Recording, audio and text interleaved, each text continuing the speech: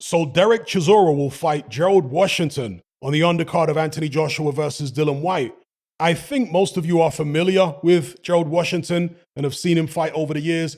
But for those who aren't, we'll have a quick rundown of his record here. He's got 20 wins, 13 by knockout, 5 losses, all 5 of those by knockout, and 1 draw. He is, I believe, in his early 40s now, although it doesn't say it here on his BoxRec page, curiously. I think he's maybe about 41, 42. He stands 6 feet 6 inches tall, 82-inch reach, boxing out of California in the United States.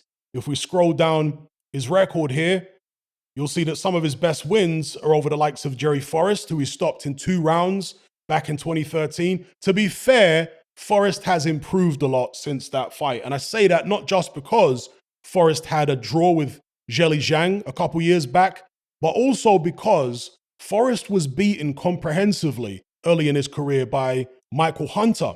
But when they had a rematch a couple years ago, he gave Michael Hunter absolute hell.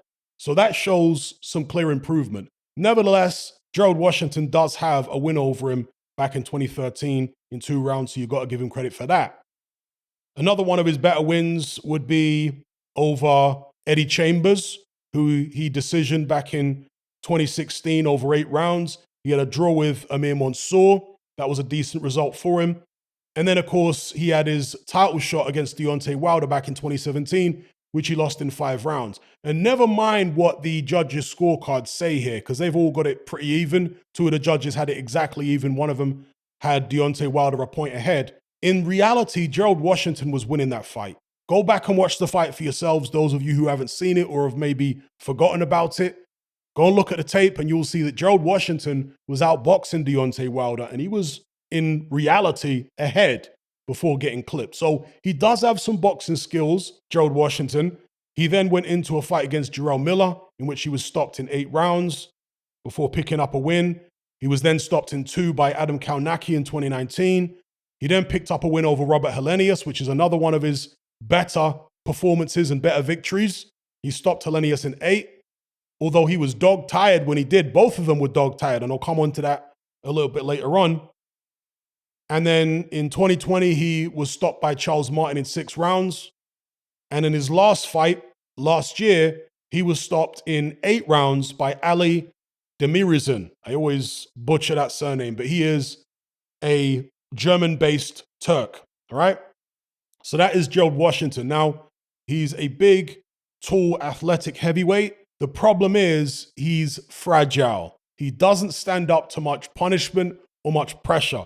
When fighters start putting hands on him, he tends to fall apart. The only time that didn't happen, as I say, is when he fought Robert Helenius back in 2019. Both of them were dog-tired by the 8th round, but Washington managed to find a couple of little percent extra in terms of effort and determination, and he came out with a knockout win in 8. It was actually quite an entertaining fight.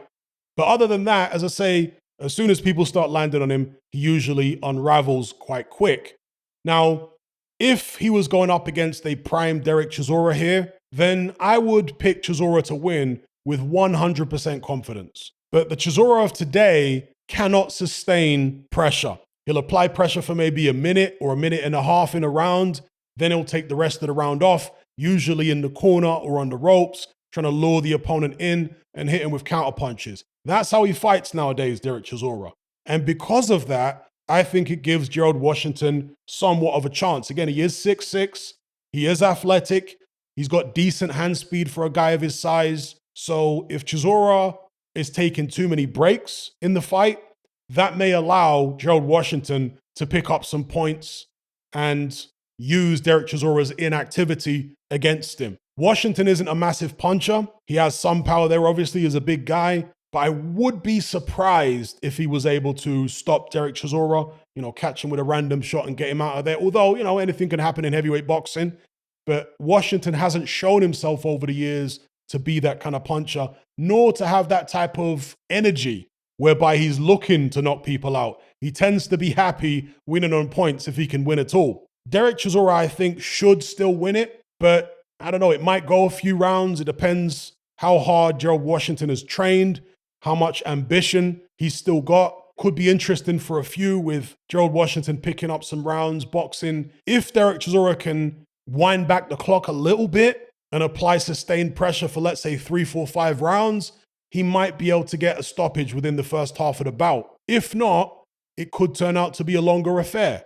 But ultimately, I think Chisora's greater natural toughness, both mental and physical, the fact that he's fought at a higher level for longer.